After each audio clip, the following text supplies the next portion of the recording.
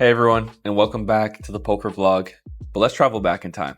This session was filmed on April 22nd, so no, I am not back in Florida right now. I know some of you guys were wondering where I was based off of the last video, because there's a long pause in between my former video and then the last one I just uploaded, but no, I'm in Toronto right now. During this Florida trip, I love to go to the gym before my sessions. I felt like it just got me in the right headspace. I felt like whenever I showed up to my sessions with a little bit of lower energy, I'd play way better, right? Just releasing that adrenaline and then being in that calm state of mind, knowing that you accomplished something really helps out. So I got a quick chest workout in before my session, and then I made my way over to the casino. And before I even sat down at the table, my buddy Alex came over to me and he handed me one of the best gifts I've ever gotten, not just in the poker room, but just in life. If you guys don't know what that is, do your homework. It's a SpongeBob character.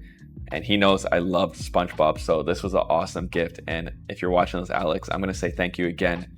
I've been using it ever since, and I've been running pretty good. So stay tuned, guys, because yeah, I've been running pretty good. Of course, the downswing will probably come very soon. If any of you guys are on a downswing right now, it will end, trust me. Before I can even get myself settled into my seat, the dealer deals me in. I see pocket queens. I start playing it. I end up stacking someone for $400. So that's how we're going to start this session before the camera even starts rolling. What a great start. Camera's on. I got ace queen offsuit in the hijack, and we got the straddle going this hand. So small blind limps for $10, big blind limps. I go $60, and button straddle ends up making the call. Small blind calls, and it's back on the big blind player. He's now going to jam his entire stack in for $225. This looks pretty strong because it's like a limp jam, but I think it could also have a bunch of like weird pairs and hands like ace jack in there sometimes. But it doesn't really matter what he has because we have a hand so strong and the price is so small, we're not folding. I don't make the call. I end up re-raising here to $400 just to make sure it gets heads up. I don't want to play multi-way here with dead money. So we end up getting it heads up, and the board runs out 9 deuce 3 9 4, and we end up losing to pocket tens. So our momentum is slightly lost from that first hand, but that's okay. Momentum picks right back up. About 20 minutes later, I look down at pocket aces under the gun, and of course I open to $15. Guys, if you're supporting my channel, we do not limp, we raise, all right? We are not trapping limp re-raising under the gun with aces. Loose player goes to $60. When the action's back on me, I think about what size I want to go here. What's a standard size? Well, standard is around like $180, 3x, but we're a little bit deeper. We're playing 200 big blinds deep. So I'm going to size up here. I go $200. He snap calls. Beautiful. The flop comes out jack of spades, 9 of hearts, 3 of hearts. I think about his snap call, and immediately what comes to my mind is I've been noticing this guy play so far, and he seems like he's willing to put money in the middle and have a good time. And his snap call just makes me think that's even more relevant. So I decided what size I want to go here. I can either choose quarter pot or I can go around 40% pot. And I think I'm going to want to just go 40% pot here. Try to get as much money in as possible, as fast as possible. We can definitely have some bluffs here too. I bet $175 and he makes the call. The turn comes out the jack of clubs. I now think about my options here. Do I want to bet small? Do I want to jam for his remainder, $660? Or do I want to check? He's got $660 left behind. And so I think about my options here and end up deciding that check is the best play. There's so much money in the middle already to where if the turn goes check, check, I can just jam the river hoping to get called by any pair. And there's a chance that he puts more money in himself with a pair. So I check it over to him and he now just jams his entire stack in for $660. So now I'm in the blender, worried about pocket jacks here. And I'm actually thinking about making the fold. No, guys, of course not. I snap call. And of course we're gonna win, but it's against a hand that you guys probably wouldn't expect. Oh yeah, the river, queen of spades. Not the best river. I was worried about pocket queens, but that's not what he has. He flips over queen 9 offsuit. So this guy is even crazier than I thought. And again, an echo to my last video, these games are very good. Another big hand comes our way. We look down at ace king offsuit on the button. Hijack opens to $15. I 3-bet to $50 and he makes the call. Of course, when I have ace king, I'm looking to hit an ace or a king. Sometimes it comes, sometimes it doesn't.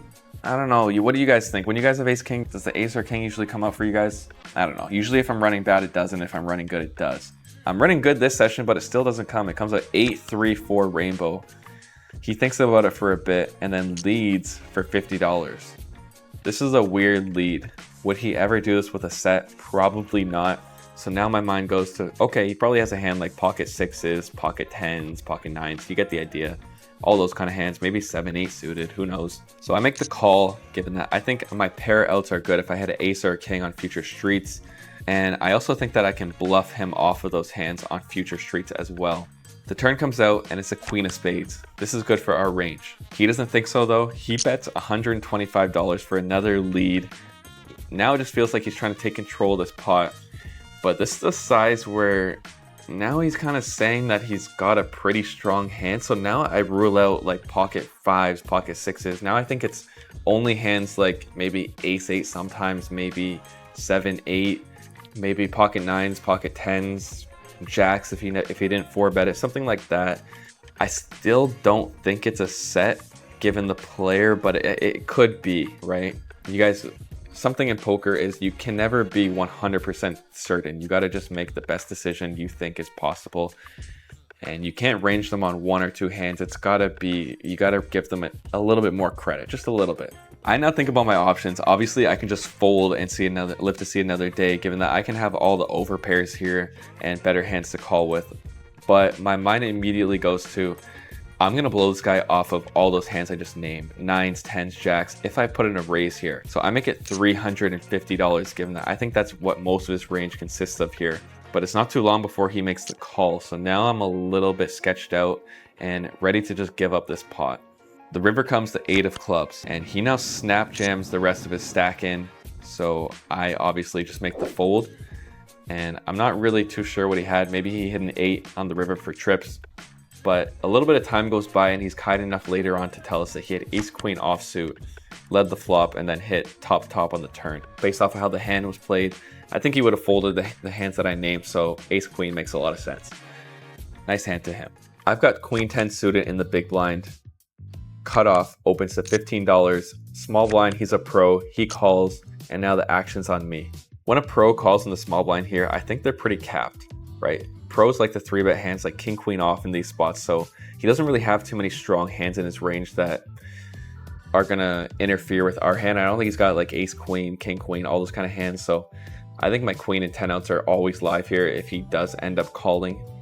So I squeeze to $85 here, expecting to take it down pre-flop a decent amount of the time, and if one of them call, my hand has pretty decent post-flop playability. It's only the pre-flop raiser that calls, the pro gets out of the way. We're heads up. The flop comes out king jack 8 rainbow. Player can still have king jack suited, pocket 8s, maybe pocket jack sometimes, maybe some king queen, maybe some ace king. I'm not exactly sure of his range, but I think he can still have some strong hands. But I think range bet is going to perform pretty good here, given that it will fold out all of his small pairs and he will call with some hands like ace 10, ace queen, some 8x, some jack x that we can all get to fold on later streets, given that our hand is probably going to go bet, jam. Sorry for the spoiler. I bet 50 bucks. He makes the call. We're headed off to a turn and it's the ace of spades. We hit the nuts. I bet $125. You can argue that I can go a little bit bigger here, but he doesn't have a full stack of 200 big blinds. He only started the hand with around 700 bucks. And I don't want him to fold hands like king queen yet, or maybe even if he's a super fish, I don't want him to fold a hand like queen jack, jack 10 that thinks that they might have to call again. Those hands are all drawing to a chop. I bet 125 and he makes the call. So given that he called on this ace, I think he's got a ton of 2 pairs in his range and the hands that I named. The river comes out the 9 of clubs. This is now a spot where I'm just trying to stack any of his 2 pairs or sets if he ever has them. So I jam for the remainder of his stack. It's not too long before he snap calls and shows us pocket 8s. Sorry guy, but I got the hand that you'd never expect to see me with here. Queen 10 suited is a part of my range. I'm sorry, but I'm also not sorry because, again, it's part of my range. We take down this pot. Big cooler.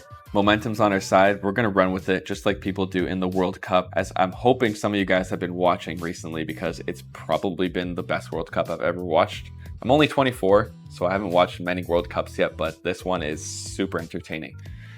Back to the action.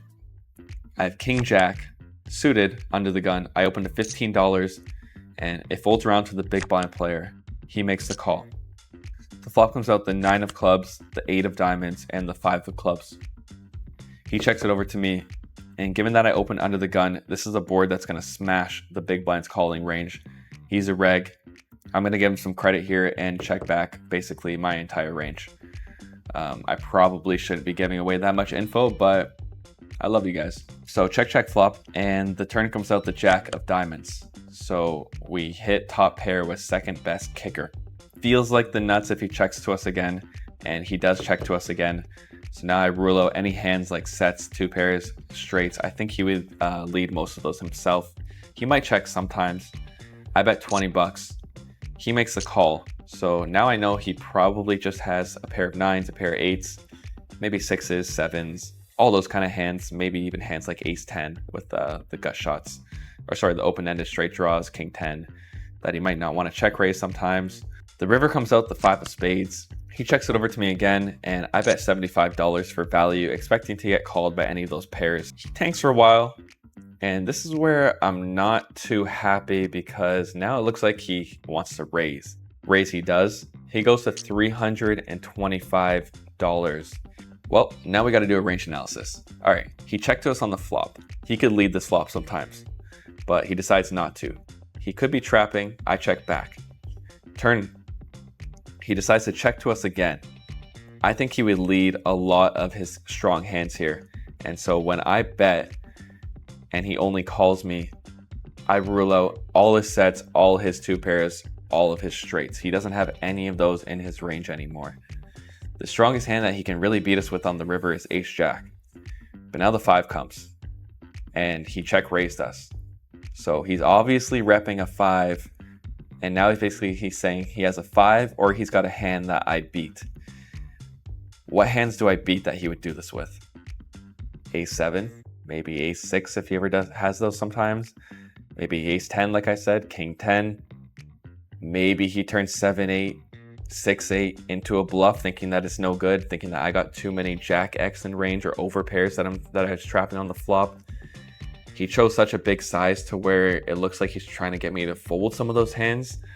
I wouldn't put it past this guy to turn some pairs into a bluff here. Again, like pocket 6s, pocket 7s. But what 5s does he have in range? I don't think he would call 4-5 on the turn. I think he would fold that hand. I think he would call 5-7, 5-6 suited, king 5, queen 5 suited if he ever has it, but he might just fold that pre-flop. I've seen this guy make a lot of folds when there's a raise and he's in the big blind. So I don't think he's playing a super loose range here. And now I'm weighing all the bluffs that he has compared to all the 5x that he has. And I just think that there's so many bluffs to choose from, especially if he's turning some pairs into bluffs here. And I wouldn't put it past this guy to get creative, as I've seen a lot of regs recently get creative against me. I know that's thinking that I probably shouldn't have in my brain, thinking about past hands against other players recently on this trip. But when I'm filming, I think they do like to get a little creative sometimes. So with all this in mind and my range analysis and the price that I'm getting, I only need to be right here like 30% of the time or something like that. I was doing the math live. So I end up sticking in the call and we get the bad news. He's got ace 5. I still don't know if it was a bad call or not, because maybe he would turn other hands into bluffs here and he just had the nuts this time. I don't know. But yeah, unfortunate, and we lost some momentum. But now guess what happens to us, guys? We get ace 5 suited. So now it's our time for revenge with the hand. I'm in +1 and I open to $15.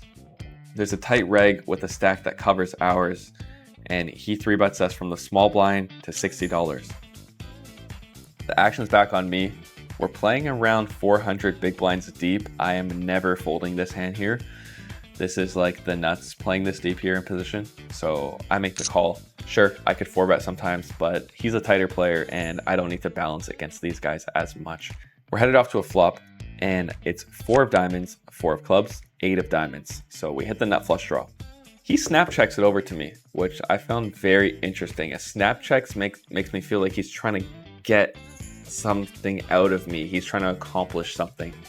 Maybe he's nervous, but I don't think so.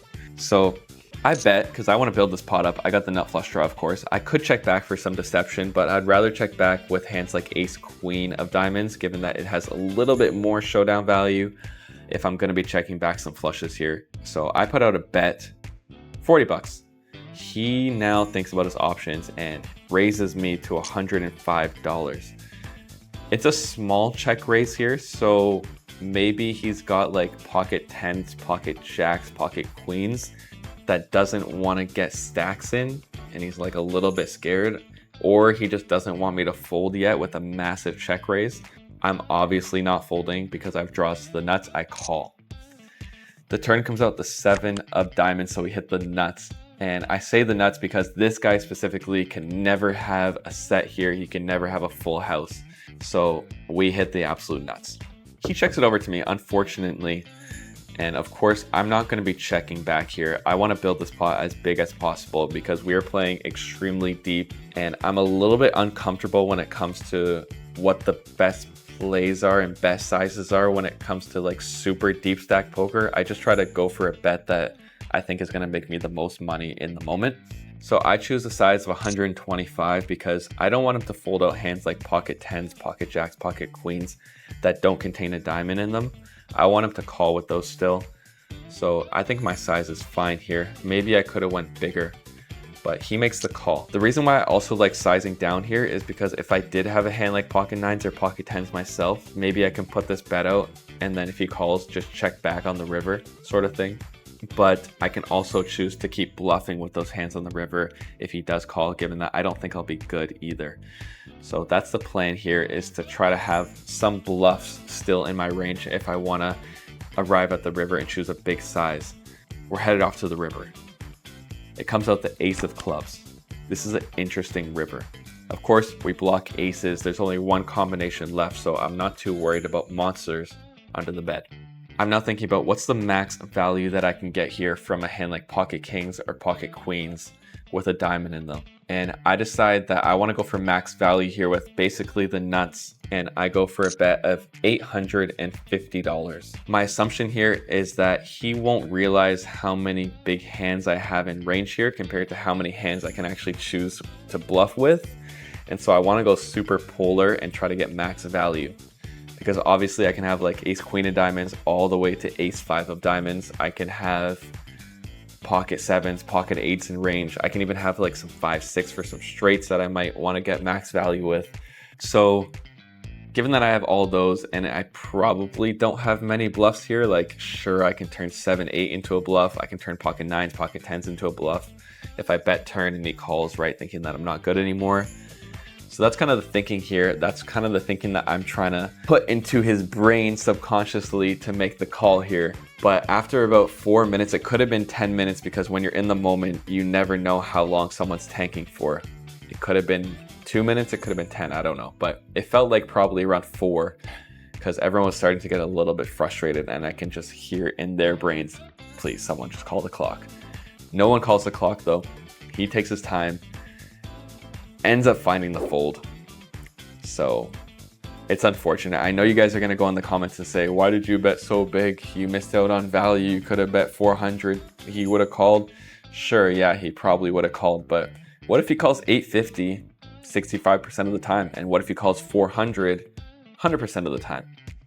Which one's making more money? You guys do the math. Shortly after this hand, our table ends up breaking. So we're headed off to a new table. And the first hand I look down at is King 9 offsuit in the hijack. +1 limps for $10, low jack limps. I go to $60 given that there's a button straddle and I don't need to worry about small blind, big blind. This is loose, guys. Trust me, I know. This one you're probably gonna get after me too, but you guys gotta think about this. Every hand has a percentage to it in EV, right? Expected value. That's what that stands for. Is this hand negative EV, negative expected value by raising to 60, or is it positive? Or is it like break even? Well, if it's break even, I think it's good for my image. And if it's positive, then that's great. And if it's negative, it's probably super small. I think it's like somewhere in the middle of all that. And and there's some other positives that can come from it as well that aren't right in front of your face or in front of the solver. But I do agree this is a little bit loose. I should probably only be going like king jack off here for this size, but it's okay. I think I've got enough playability on this table, and we end up getting called by button straddle and the +1 limper. So 3 ways to a flop, and it comes out the jack of clubs, 7 of spades, 10 of spades. We hit a double gut shot, so we have a pretty interesting hand here. And action checks to me. I decide if I want to bet or check here. This is a board where I think the in-position player is going to have the nuts, 8-9. I think he's going to have pocket 7s, pocket 10s, jack 10, ace jack. I think he's just got a ton of strong hands. So I decide that my hand is best here to just go for a check, and button player ends up betting $80. I don't know this guy, but he looks like a recreational, and by the way that he put the money in, his aura just felt like he doesn't bluff much. Sometimes I pick those things up and I go with it, and they might be, I'm very sure that they're right like a certain percentage of the time. I think it's still positive percentage. Anything above 50 is positive, but sometimes I'm definitely wrong on these reads. But I think most times my intuition is pretty spot on in these spots, maybe like 6 to 8 out of 10. So like 60 to 80% of the time. Folds to me, and I decide if I want to raise here. I have a pretty weird hand, and I can definitely probably get hands like queen jack or like king jack maybe to fold on the flop if I check raise, or at least by turn. But I don't want to blow this pot up huge because our hand has so much equity, and I don't want to lose out on that if he like jams over the top. Recreationals, when they have the nuts, they just like to fast play it, and I don't get to realize my equity as much, so I make the call. The turn comes out the ace of spades, and I check it over to him again, and he now sizes up to $280. Hey. When a recreational bets 280 here, I'm thinking that it's very strong, and immediately what goes through my mind is, would he ever bet king queen on the flop? Because now that's the nuts, and we lose some of our straight draw outs. And I think the answer is sometimes, but so little to the point where I think he checks it back a lot, just trying to realize his equity. I don't think he bets that hand enough. So with all this in mind, and with the draw to the nuts, if I hit any spade, I have the nuts, and he's got some money behind. So I think I have some implied odds. I don't want to check jam here and just get snapped off, but he's basically repping a flush or nothing. So maybe I should just jam. I have like the perfect hand to do it. But in real time, I think, meh, if I just hit my hand, I'll just jam it all in, he'll call. And if I miss, I'll just fold, knowing that he probably just has a huge hand. So I just call, and the river comes out running pretty good. It comes out the queen of spades. I now just jam for 300 effective, and he snap folds. Yeah, I was kicking myself under the table. I couldn't sit still with my feet. I felt my hands kind of clenching, sort of thing. Not in like an angry way, but I'm just mad at myself and upset at myself for making a bad play, I guess you can call it. With the thought process in the moment, it didn't feel like a bad play, of course, but after you see the result, it started to feel like a bad play. I had the perfect hand to check jam on the turn or check raise flop. So yeah, not too happy there, but we did win the pot, so I can't be too upset. And so far throughout this session, I'm not loving my play. Some okay plays, some bad plays. I think I definitely need to tighten it up though. I have ace king offsuit in the big blind. Under the gun opens to $20, so I 3-bet it up to 85, and he makes the call. The flop comes out queen of clubs, 4 of clubs, 3 of diamonds. So flush draw flop, and this is a board that's going to favor me pretty heavily. So I range bet for $60, and he makes the call. Turn comes out the 8 of spades. He can definitely have a set of 8s here. That's like the biggest hand that I think he can have. I don't think he could ever have 4s or 3s. So I continue betting, planning to go bet, jam, and I bet 125 here, hoping that he still calls me with hands like 9s, 10s, jacks sort of thing. Maybe some queen X, and then also obviously his flush draws. He does make the call. It's a pretty small size still. I don't expect him to do much folding. And the river comes out the jack of spades. So not the best card because pocket jacks does get there. But I sized so small in the turn to where I think he would assume I would play jacks like this, and I think I can even rep jacks still. So now I have even more value hands in my range to jam, to try to get him scared with like a queen, or I know it's adventurous. He probably won't fold a queen at this point, but we're gonna go for it. I jam for $300. It looks like suicide because the pot's already so big. Why would I choose these sizes and do this play? Like, if you guys were him in this moment, you'd probably just think I have an overpair. I would think I have an overpair. I even convinced myself with this play. I was like, why am I doing this? This is just gonna get snapped off. He is so priced in. But I also thought the other side of like, this does look so value heavy. Maybe he just folds. So anyways, he does think for like a minute, and then he does make the fold. So we get it through. And I think he did fold a queen. By the way he was tanking and like a little bit confused and not too happy about it,